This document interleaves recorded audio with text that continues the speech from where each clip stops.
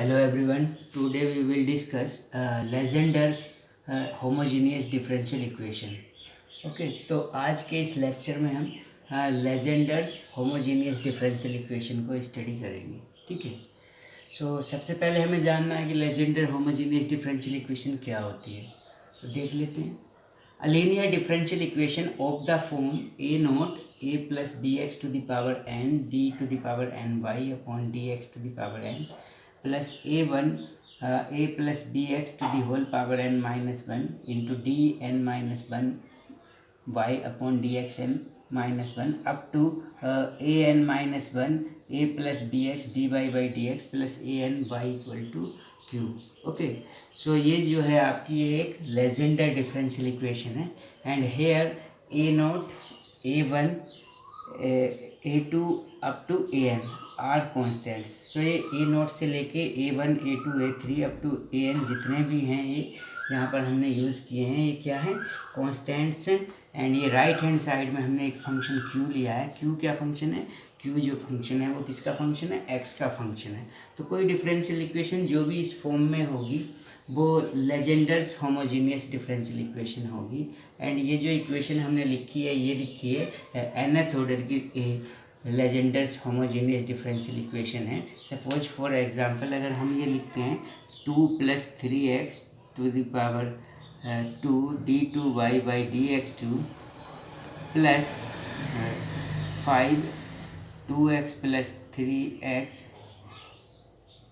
to the power 1 dy by dx plus y equal to e to the power x. So this is the legendary differential equation because इस differential equation को आप देखें तो a plus B x वाला जो ये factor है इसका वर्क कर रहा है 2 + 3x मीन्स a कितना है 2 एंड b कितना है 3. So a plus B x to the power 2 d2y by dx2 मतलब जितनी पावर इस फैक्टर की होगी उतनी ऑर्डर का डेरिवेटिव इसके साथ में है. तो ये 2 पावर है तो यहाँ पर सेकंड ऑर्डर का डेरिवेटिव है. यहाँ पर इसकी पावर 1 है तो यहाँ पर फर्स्ट ऑर्डर का डेरिवेटिव है. और यहाँ पर ये फैक्टर नहीं है मीन्स इसकी पावर कितनी है 0. तो इसके साथ में जो डेरिवेटिव है वो भी किस ऑर्डर का है उसकी पावर कितनी है 0 है. यानी कहने का मतलब ना तो यहाँ पर ये फैक्टर है तो यहाँ पर फिर डेरिवेटिव की टर्म भी नहीं है. कहने का मतलब लेजेंडर डिफरेंशियल इक्वेशन में क्या होगा, जो हमारा एक फैक्टर होगा a प्लस बी एक्स उसमें क्या होगा कि उसकी जितनी पावर आपको मिलेगी उसके साथ में उसी ऑर्डर का डेरिवेटिव भी आपको उसके साथ में मिलेगा. अगर इसकी पावर यहाँ पर n है तो ये nth ऑर्डर का डेरिवेटिव है. अगर इसकी पावर यहाँ पर n-1 है तो इसके साथ में यहाँ पर n-1 ऑर्डर का डेरिवेटिव है. और अगर इसकी पावर यहाँ पर 1 है तो ये फर्स्ट ऑर्डर का डेरिवेटिव है. और यहाँ पर डेरिवेटिव नहीं है तो ये फैक्टर भी नहीं है. तो इस तरह की जो भी डिफरेंशियल इक्वेशन होगी उसे हम बोलेंगे लीनियर लेजेंडर्स होमोजीनियस डिफरेंशियल इक्वेशंस. जैसे हमने इस एक एग्जाम्पल लिया था ये, तो इस एग्जाम्पल में क्या है, ये जो डिफरेंशियल इक्वेशन है ये क्या है, लेजेंडर डिफरेंशियल इक्वेशन है. But the highest order derivative in this equation is d2y by dx2. सो इसका जो ऑर्डर है वो कितना है, सेकंड ऑर्डर है. इट मीन्स आप ये बोल सकते हैं कि ये जो डिफरेंशियल इक्वेशन है आपकी ये एक लेजेंडर होमोजीनियस डिफरेंशियल इक्वेशन है. एंड इसका जो ऑर्डर है वो कितना है 2 है. तो ये सेकंड ऑर्डर की लेजेंडर डिफरेंशियल इक्वेशन है, ये जो हमने एग्जांपल यहाँ पर दिया है. तो इस तरह से लेजेंडर डिफरेंशियल इक्वेशन जो है सेकंड ऑर्डर की भी हो सकती है, फर्स्ट ऑर्डर की भी हो सकती है, थर्ड ऑर्डर की भी हो सकती है, nth ऑर्डर तक की हो सकती है. तो इसलिए हमने इसकी जनरल फॉर्म लिख दी है, ये nth ऑर्डर में है. ठीक है. तो n की वैल्यू 1 होगी, 2 होगी, 3 होगी. उसी तरह से हम ऑर्डर उसका डिसाइड कर लेंगे. और ठीक है. और उसमें हमने ये भी डिफाइन किया है कि इस फैक्टर के साथ में जो यहाँ पर कोफिशिएंट आए हैं ये कैसे कोफिशिएंट हैं, कॉन्स्टेंट्स हैं ये सभी. ठीक है. ये आपको यहाँ पर क्लियरली मेंशन है. ठीक है. तो यहाँ पर इस ए नोट का वर्क कौन कर रहा है 1. सो ये 1 5 एंड ये जो भी कोफिशिएंट है यहाँ पर 1 है, ये क्या होंगे, कॉन्स्टेंट्स होंगे. तो इस तरह की जो भी डिफरेंशियल इक्वेशन होंगी उन्हें हम बोलेंगे लेजेंडर डिफरेंशियल इक्वेशंस. ठीक है. अब इस डिफरेंशियल इक्वेशंस को हम कैपिटल डी की फॉर्म में लिख सकते हैं. मीन्स अगर आप एक डिफरेंशियल ऑपरेटर डिफाइन करते हैं d equal to d upon D x means ये आपने एक डिफरेंशियल ऑपरेटर लिया and it is a differential operator with respect to x. So ये फर्स्ट ऑर्डर का है, इसी तरह से सेकंड ऑर्डर का कितना हो जाएगा D two upon D x two and so on. इसी तरह से आपका nth ऑर्डर का जो डिफरेंशियल ऑपरेटर होगा वो क्या होगा d to the power n equal to d x to the power n upon D x n. So अब आप इस इक्वेशन को कैपिटल डी की फॉर्म में लिख सकते हैं। यहाँ से जो y है तो y को कॉमन ले लेंगे इस साइड, तो यहाँ पर कितना मिलेगा आपको a naught a plus B x to the power n और ये d n upon D x n के प्लेस पे डी एन हो जाएगा plus a1 a plus B x to the power n minus one और ये हो जाएगा आपका d n minus one and so on ये a n minus one a plus B x and ये हो जाएगा आपका डी एंड प्लस यहाँ पर आपका ए एन बचेगा बिकॉज वाई को आपने कॉमन ले लिया है सभी टर्म्स से एंड यहाँ पर राइट हैंड साइड कितनी है आपकी क्यू है। ठीक है, तो इस तरह से आप इस लेजेंडर डिफरेंशियल इक्वेशन को जो है वो कैपिटल डी की फॉर्म में भी लिख सकते हैं और यहाँ पर आप इसे साफ देख सकते हैं। यहाँ पर d की जो पावर है n है तो इस फैक्टर ये जो a plus B X factor है इसकी पावर भी सेम होगी, तो यहाँ पर दोनों की पावर कितनी है n है और यहाँ पर ये जो फैक्टर है किस पावर के साथ आया है n माइनस वन, तो d की पावर भी कितनी होगी n माइनस वन। यहाँ पर इसकी पावर 1 है तो इस d की पावर भी 1 है और यहाँ पर इसकी पावर इन दोनों की पावर जो है वो 0 हो जाएगी।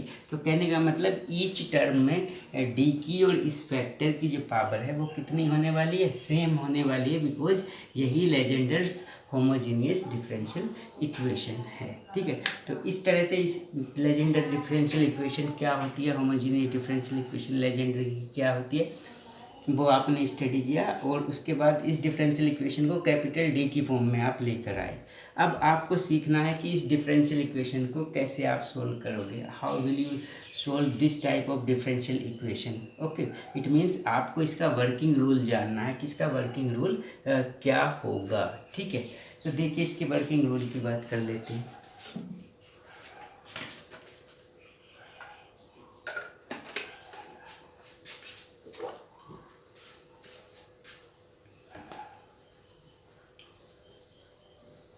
अब हम इस इक्वेशन को फाइनल मान के चलेंगे, लेजेंडर डिफरेंशियल इक्वेशन है और इसे सोल्व कैसे करते हैं उस चीज़ को हम समझेंगे। It means you have to know the working rule of this differential equation to solve this differential equation.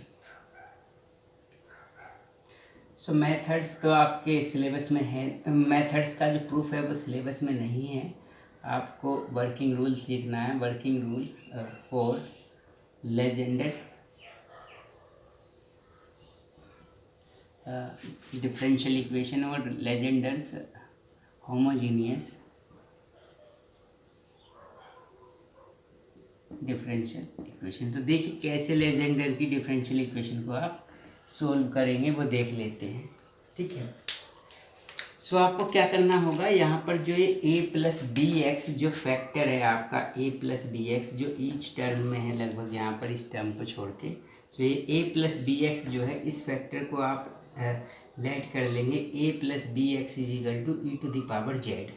और z क्या है, एक न्यू इंडिपेंडेंट वेरिएबल है जिसमें आप इस डिफरेंशियल इक्वेशन को कन्वर्ट करेंगे। It means you have to change this differential equation with a new differential with new independent variable which is z की टर्म में आपको चेंज कर देना है, x को रिप्लेस कर देना है, मीन्स x की सब्स्टिट्यूशन यहाँ पर बनानी है। ठीक है, तो इससे आपको a प्लस बी एक्स कितना मिला, e to the power z and जब आप इसका लॉग लेंगे बोथ साइड तो आपको मिल जाएगा log of a plus B X equal to Z, because log z पहले आ जाएगा एंड लॉग ही 1 हो जाएगा। तो ये सब्स्टिट्यूशन आपको याद रखनी है एंड अगर कहीं आपको x मिलता है तो x की वैल्यू आप इससे z में कन्वर्ट कर सकते हैं। सो इस a को इस साइड ले जाएंगे तो e to the power z minus a upon b, so ये x की वैल्यू आएगी। कहने का मतलब ये आपको सब्स्टिट्यूशंस में याद रखनी है। सबसे पहले आपको a प्लस बी एक्स जो है फैक्टर है उसे ई टू द पावर z लेना है, इसका लॉग लेंगे तो z की वैल्यू आपको मिल जाएगी एंड फिर ये आपको x की वैल्यू इससे मिल जाएगी। नेक्स्ट आपको क्या करना होगा, अब इस टोटल डिफरेंशियल इक्वेशन को, जो भी ये डिफरेंशियल इक्वेशन है आपकी, इसमें सब जगह से आपको x को चेंज करना है, किस में, इंडिपेंडेंट वेरिएबल में चेंज करना है, जो कि z है अब आपका एक न्यू इंडिपेंडेंट वेरिएबल। ठीक है, तो ये जो d यहाँ पर है, d को हमने डिफाइन किया था, डी का मतलब था यहाँ पर differential operator with respect to X. But अब जो डिफरेंशियल इक्वेशन होगी वो जेड में चेंज हो जाएगी, तो जो ये ऑपरेटर है ये भी चेंज हो जाएगा। इसके प्लेस पे हम लेंगे डी डैश। डी डैश का मतलब होगा D upon D Z, means Z के रेस्पेक्ट में डिफरेंशियल। अब वर्किंग रूल क्या कहता है हमारा? वर्किंग रूल ये कहता है कि इस इक्वेशन को जेड में कन्वर्ट करना है।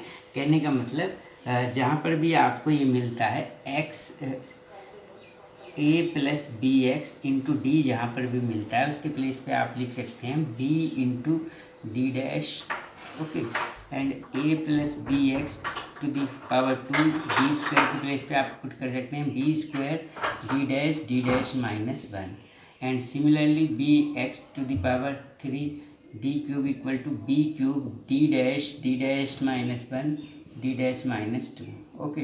सो इस तरह से आप अगर ये तो हमने थर्ड ऑर्डर तक लेकर गए, फोर्थ ऑर्डर तक, nth ऑर्डर तक आप ले जा सकते हैं इसे।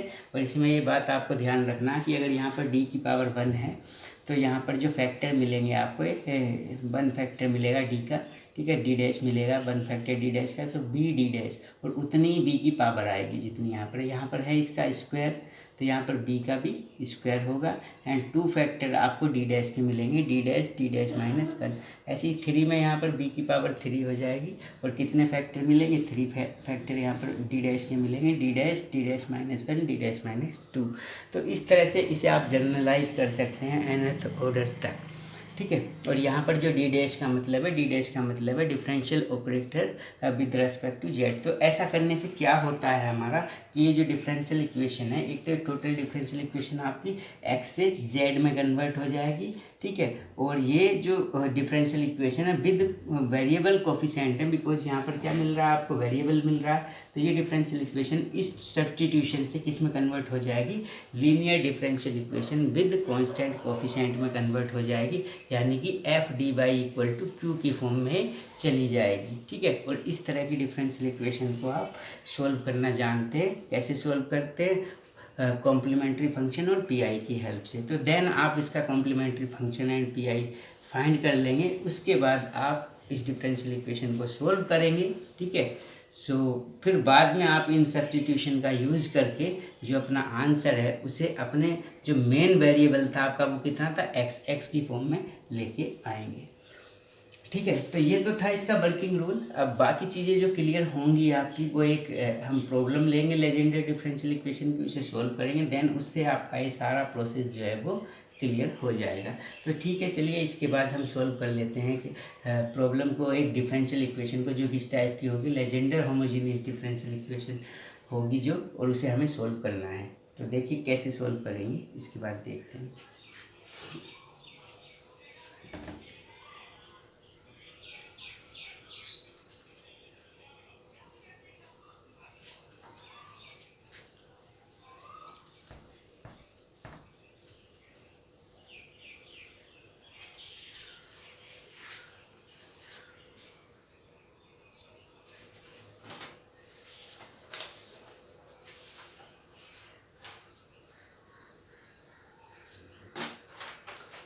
So suppose we have a problem, हमारा क्वेश्चन है solve 3x plus 2 square d2y by dx2 plus 3x plus 2 dy by dx minus 36y equal to 3x square plus 4x plus 1, okay. So इस differential equation को अब हमें solve करना है, and you can see this is a Legendre differential equation, because ये a plus B X जो factor है उसका वर्क कर रहा है, यहाँ पर इसकी पावर 2 है, तो डिफरेंशियल भी किस ऑर्डर का है, सेकेंड ऑर्डर का डेरिवेटिव है यहाँ पर। So first of all you can write this in form of D. So आप इसे डी की फॉर्म में लिखेंगे तो मिलेगी डिफरेंशियल इक्वेशन आपको 3x plus 2 square D square plus 3 3x+2 d -36 and ये y आप कॉमन ले सकते हैं and equal to 3x² + 4x+1। ठीक है, सो ये डिफरेंशियल इक्वेशन है, लेजेंडर डिफरेंशियल इक्वेशन है। और किस ऑर्डर की लेजेंडर डिफरेंशियल इक्वेशन है? सेकंड ऑर्डर की।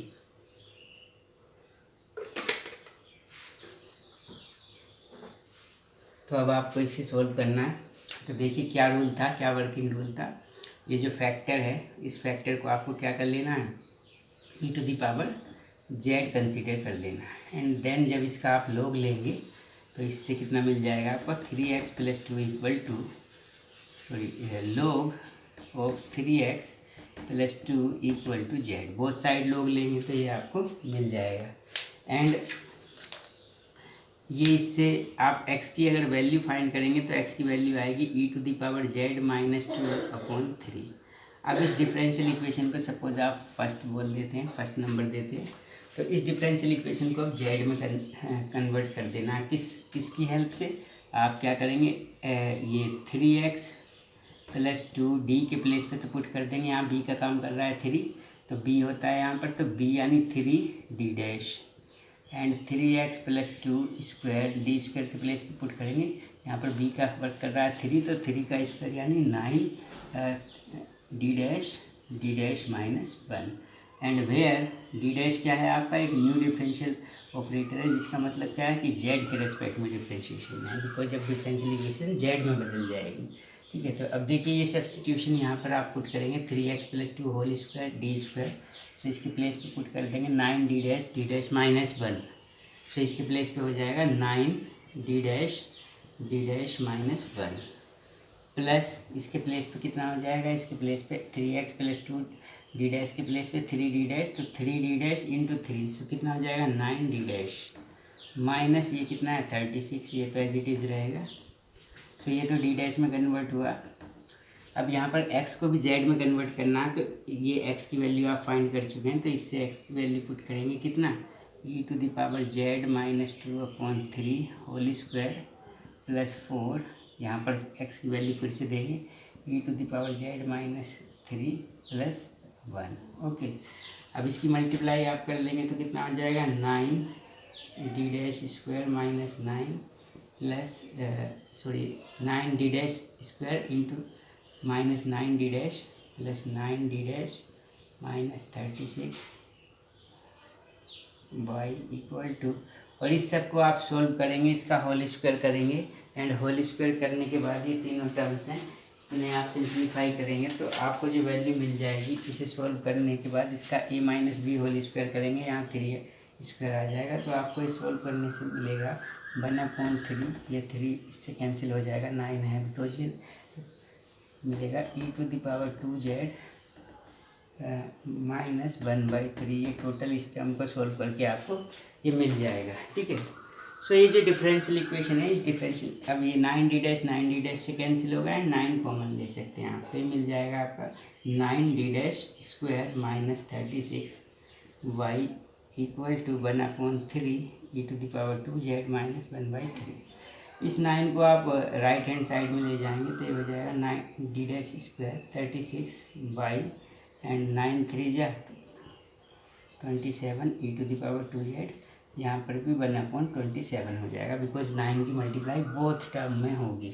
ठीक है, अब ये differential equation suppose second differential equation है, अब इसे आपको सॉल्व करना है and you can see it is a linear differential equation with constant coefficient. तो ये कांस्टेंट कोफिशिएंट है। ठीक है, तो आप इसको कैसे सॉल्व करेंगे, CF एंड PI की हेल्प से। So first of all you need to find the auxiliary equation of this differential equation. तो क्या करेंगे आप, d' के प्लेस पे कितना पुट कर देंगे, m पुट कर देंगे, जैसे आप d के प्लेस पे करते थे, बट यहाँ पर डिफरेंशियल ऑपरेटर क्या है d', तो d' के प्लेस पे कितना पुट करेंगे, m पुट करेंगे इस पोर्शन में। ठीक है, ये जो f d' है तो इसमें m पुट किया, सो ऑक्सिलरी इक्वेशन कितना आएगा, द ऑक्सिलरी इक्वेशन इज, तो ऑक्सिलरी इक्वेशन आपका मिलेगा m² -36, सॉरी ये जब आप 9 यहाँ से कॉमन लेंगे तो ये 36 का हो जाएगा 4। ठीक है, तो यहाँ पर 4 होगा। ठीक है, तो अब इसकी ऑक्सिलरी इक्वेशन जब आप फाइंड करेंगे सो इसके प्लेस पे m पुट करेंगे तो m square minus 4 equal to 0। इससे m की वैल्यू कितना मिलेगी आपको, मिलेगी m की value +2 and -2। So there are two distinct roots of this differential equation. So इसकी CF कैसे लिखेंगे आप, CF हो जाएगी इसकी C1 e⁻²z। यहाँ पर z आएगा, x नहीं आएगा, बिकॉज जो डिफरेंशियल इक्वेशन है वो z में कन्वर्ट हो चुकी है, प्लस C2 e⁻²z।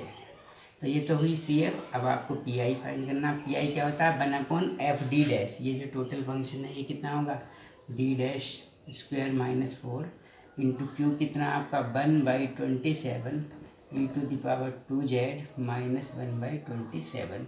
इसको आप सेपरेट कर सकते हैं बिकॉज ये माइनस साइन है यहाँ पर, तो अलग अलग फाइंड कर सकते हैं। 1/d² -4 into 1/27 e⁻²z। ये -1/27 ले लेंगे आप, d² -4 और इंटू यहाँ पर बचता है 1। ठीक है, अब इसके 1 को सोल्व करने के लिए आप यहाँ पर कंसिडर कर सकते हैं e⁻0z। मीन्स e⁻0 कितना होता है, 1 होता है। तो देखिए इसे सोल्व करेंगे अब आप।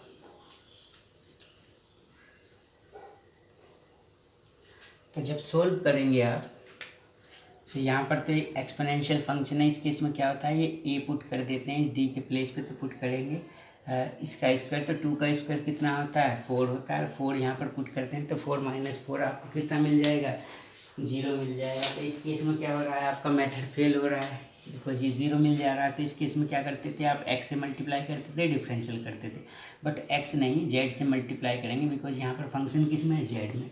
तो z से आपने मल्टीप्लाई कर दिया और इसका डिफरेंशियल d' की रेस्पेक्ट में कर दिया, तो कितना आ जाएगा 2d', ये 4 का 0 इंटू 27 इंटू e⁻²z। यहाँ पर d के प्लेस पे कितना, d' के प्लेस पे कितना 0 पुट करेंगे तो कितना 27 0 -4 मिलेगा। एंड ये है आपका 0 मीन्स e⁻0 मीन्स 1। सो PI मिलेगा आपको। अब यहाँ d' के प्लेस पे आप 2 पुट करेंगे तो z/2 into 2 into 27 e⁻²z minus minus plus 27 के 4 की मल्टीप्लाई 108। सो PI मिला आपका z e⁻²z एंड ये 27 इंटू 4 कितना हुआ 108 प्लस 108 1/108। ठीक है, अब आपको क्या फाइंड करना है, इसका कंप्लीट सॉल्यूशन फाइंड करना है। So the complete solution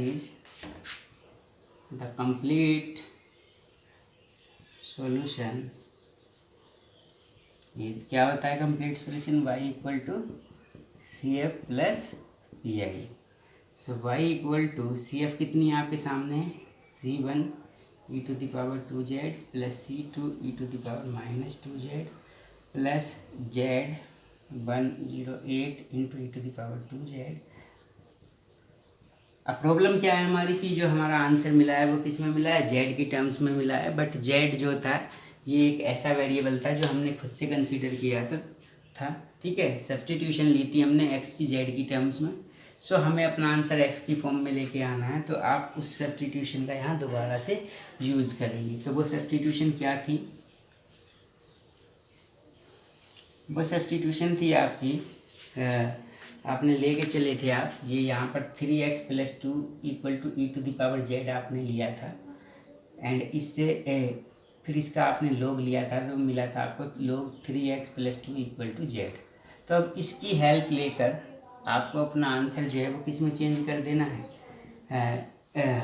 x में चेंज कर देना है। तो इसे कैसे लिख सकते हैं आप, C1 e⁻²z मतलब e⁻z का होल स्क्वायर, ये हो जाएगा C2 e⁻z होल स्क्वायर और ये plus z into e⁻z whole square upon 108 plus 108। ठीक है, ये हो जाएगा। तो C1 e⁻z कितना हो जाएगा 3x + 2 स्क्वायर प्लस C2 कितना हो जाएगा 3x + 2 होल स्क्वायर। यहाँ पर e⁻z के प्लेस पे यहाँ पर है z के प्लेस पे आप ये वैल्यू पुट कर सकते हैं। log of 3x + 2 into E to the power Z whole square है, तो इसे आप लिख सकते हैं into E to the power Z means 3x+2 whole square upon 108 plus ये आप लास्ट टाइम 108। तो इस तरह से जो आपका आंसर मिला, अब आपने अपना आंसर फाइंड किया किसकी टर्म में, एक्स की टर्म में। So this is your final answer. Okay, so इस लेक्चर में आपने देखा कि कैसे हमने लेजेंडर डिफरेंशियल इक्वेशन को सॉल्व किया। तो हमारा प्रोसेस क्या था कि सबसे पहले जो भी फैक्टर हमें मिलता था डेरिवेटिव के साथ में, जैसे यहाँ पर 3x+2 मिला था तो उसे हमने e to the power z लिया था। देन उसे हमने एक सब्स्टिट्यूशन से डिफरेंशियल इक्वेशन को एक new differential operator D dash की टर्म में और न्यू इंडिपेंडेंट वेरिएबल जेड की टर्म में चेंज किया। एंड उससे हमें क्या मिला, उससे हमें एक डिफरेंशियल इक्वेशन मिली विद कांस्टेंट कोफिशिएंट। एंड उसे फिर हमने कॉम्प्लीमेंट्री फंक्शन एंड सी की हेल्प से, कॉम्प्लीमेंट्री फंक्शन एंड पीआई की हेल्प से सॉल्व किया। देन जो हमारा आंसर मिला वो जेड की टर्म्स में मिला। फिर हमने जेड को जो सब्स्टिट्यूशन हम लेके चले थे उससे अगेन चेंज कर दिया, किस में, एक्स में चेंज कर दिया। तो हमारा final solution Legender differential equation का हमें मिल गया। तो इस तरह से जो भी लेजेंडर डिफरेंशियल इक्वेशन होगी उसे हम इस प्रोसेस से, इस वर्किंग रूल से उसकी सभी प्रॉब्लम्स को सॉल्व कर सकते हैं। ओके।